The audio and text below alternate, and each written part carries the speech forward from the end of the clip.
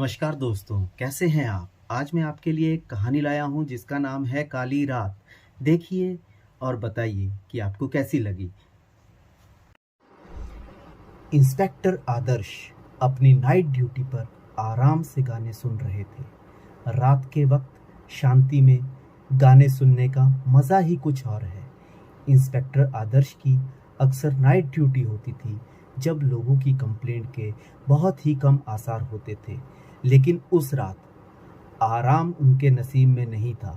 वह आंखें बंद करके सुस्ता रहे थे, तभी फोन की घंटी की आवाज से पुलिस स्टेशन गूंज उठा। इंस्पेक्टर आदर्श, हेलो पुलिस स्टेशन। उधर से आवाज आई, हेलो सर, मैं मनोज बोल रहा हूँ। मेरे दादाजी कुछ बोल नहीं रहे हैं और उनकी आंखें भी खुली हैं। आप घबराइए नहीं, आप अपना पता बताइए, हम अभी आ रहे हैं। इंस्पेक्टर आदर्श अपनी टीम के साथ बताई लोकेशन पर पहुंच गए। वह एक सोसाइटी थी जहां सभी लोग जगे हुए थे। आदर्श जिस फ्लैट में गया उसका नंबर 202 था। क्या आपने ही हमें फोन किया था? मेरे दादाजी उस कमरे में हैं। डॉक्टर ने चेकअप कर लिया है, वह नहीं रहे। इंस्पेक्टर ने दूसरे कमरे में जाकर देखा तो वह तकरीबन 75 साल के एक वृद्ध पलंग पर पड़े थे, जिनकी आंखें खुली आसमान की ओर देख रही थी। साफ पता चल रहा था कि यह सामान्य मौत नहीं है। क्या नाम है इनका? जी, श्रीकांत शर्मा। आपको यह कब पता चला? दरअसल मैं यहाँ नहीं रहता। मुझे दादाजी की देखभाल करने वाली माला ने फोन करके बुलाया था। यह कहते हुए मनोज ने वही खड़ी एक 35 साल की दिखने में सुंदर महिला की ओर इशारा किया। इससे पहले इंस्पेक्टर कुछ बोल पाता, वह महिला खुद ही बोल पड़ी। साहेब, मैं तो दूसरे कमरे में सो रही थी। आधी रात को जब मैं बाबूजी को दवा देने आई तो मैंने ये सब देखा। एक बात बताइए मनोज जी, आप अपने दादाजी के साथ नहीं रहते? ऐसी बात नहीं है। मेरे माता पिता के देहांत के बाद दादाजी ने ही मुझे पाला। मैं एक कॉर्पोरेट कंपनी में काम करता हूँ, जिसकी वजह से मुझे अक्सर बाहर रहना पड़ता है। मैं वापसी में एयरपोर्ट पर ही था जब बाला ने मुझे फोन किया। आपको किसी पर शक है? जी, इस फ्लोर पर 4 फ्लैट हैं। बाहर से किसी के आना तो मुश्किल ही है। सामने 203 में सुरेश जी अपनी वाइफ के साथ रहते हैं। दादाजी का उनसे ही बोलचाल था, आप उनसे पूछ सकते हैं। ठीक है, अगर आपको कुछ और याद आए तो जरूर बताना। इंस्पेक्टर सामने के फ्लैट में गए। आपका नाम सुरेश है? जी, लेकिन इसमें ना ही हमने कुछ किया है और ना ही हमें कुछ पता है। हमारी श्रीकांत जी से बहुत अच्छी बोलचाल थी, यह सब जानते हैं। आप किसी को भी पूछ लीजिए। आप उनके बिल्कुल सामने के फ्लैट में रहते हैं, आपने कुछ तो देखा होगा। नहीं, आधी रात के वक्त भला किसी को क्या पता चलेगा। आप संग वाली मद्रासी फैमिली से क्यों नहीं पूछते? उनका तो अंकल जी से कई बार झगड़ा हुआ था। इंस्पेक्टर 201 में रहने वाली मद्रासी फैमिली के पास पहुंचे। क्या नाम है आपका? अयो रामा, मेरा नाम मुरुगन पाला है जी। आपका 202 में रहने वाले अंकल जी के साथ क्या झगड़ा था? जी, हमारा इतना बड़ा झगड़ा नहीं था कि हम किसी की जान ले ले। असल में हम नॉनवेज खाता है, जो श्रीकांत जी को पसंद नहीं था। अब देखिए ना, हम अपने घर में कुछ भी खाते, किसी को क्या। इंस्पेक्टर आदर्श ने डेड बॉडी को पोस्टमार्टम के लिए भेज दिया।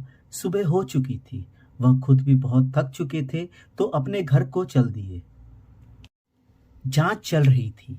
एक दिन मनोज पुलिस स्टेशन आ पहुंचा। इंस्पेक्टर साहब, आपकी जांच कहां तक पहुंची? यह एक हत्या है या नॉर्मल डेथ? नहीं, किसी भी तरह से ये नॉर्मल डेथ तो नहीं लगी। हम कई एंगल से जांच कर रहे हैं, बाकी पोस्टमार्टम रिपोर्ट के आने के बाद ही कुछ कहा जा सकता है। करीबन 10 दिनों के बाद रिपोर्ट आई। इतने दिन में इंस्पेक्टर ने भी अपनी जांच पूरी कर ली थी। वह सोसाइटी पहुंच गए और सभी पड़ोसियों को नीचे बुला लिया। इंस्पेक्टर साहब, आपने सबको ऐसे क्यों बुलाया? क्या आपको कातिल के बारे में पता चल गया है? हाँ, कातिल आप में से ही कोई एक है। मिस्टर सुरेश, आपके घर में नींद की गोलियां कौन खाता है? कोई नहीं, कोई नहीं।